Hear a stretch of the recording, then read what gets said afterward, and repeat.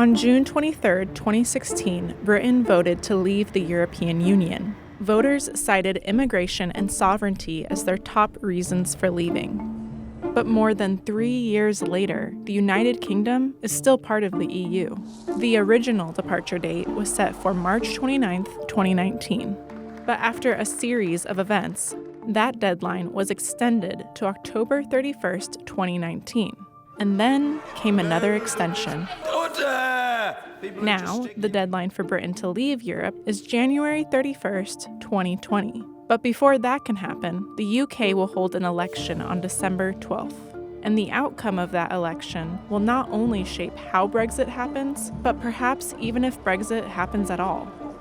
It's pretty unusual to have a December election in the UK. This is the first time in roughly 100 years there's been one. Boris Johnson wanted an election after he was unable to get his withdrawal agreement through Parliament in time. The reason that he couldn't get his withdrawal agreement through Parliament before the October 31st deadline was because he basically doesn't have a Parliament who supports his view of Brexit. His hope is that by having a new election, he can get more lawmakers who approve of his idea of Brexit and help him get out of the EU before the January 31st deadline. Let's get Brexit done and unleash the potential of the whole United Kingdom. Even though Johnson is getting the election he wanted, it's still a risky move for the Prime Minister.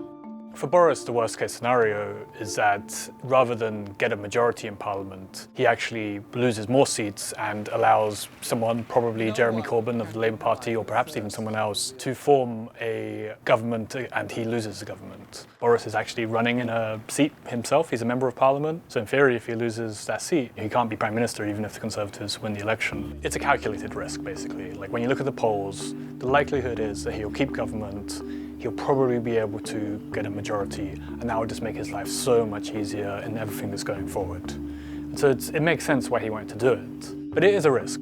And Boris Johnson's Conservatives are pretty considerably ahead in the polls by about 10 percentage points. That doesn't mean that they'll win. Britain has a first-past-the-post electoral system, which means that percentage polls don't necessarily tell you who's going to win, who can form a government. And there's also the fact that Jeremy Corbyn, the major opposition leader, he's shown himself to be very good on the campaign trail. He presents a very different view of Britain than Boris does. When he was up against Theresa May, he came back from 20 points behind to prevent her from getting a majority government and force her into minority government that is now Boris Johnson's whole problem. So if he's come from 20 points behind before, 10 points behind suddenly doesn't seem so bad.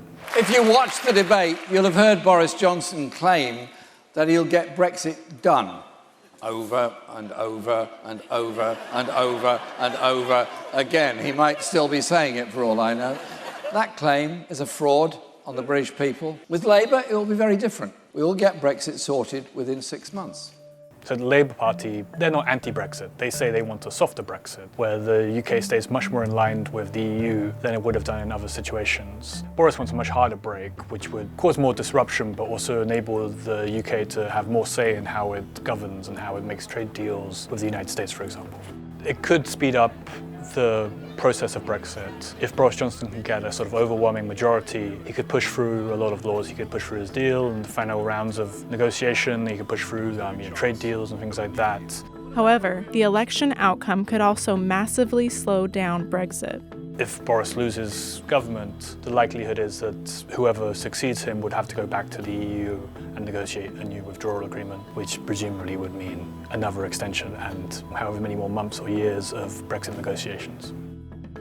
The bigger issue is if the opposition parties, Labour, the Liberal Democrats, the Greens, the nationalist parties, can somehow sort of band together in a way that presents a very real threat to him, because when you look at opinion polls, there's actually more people who oppose the government than support it, but they're scattered amongst different parties.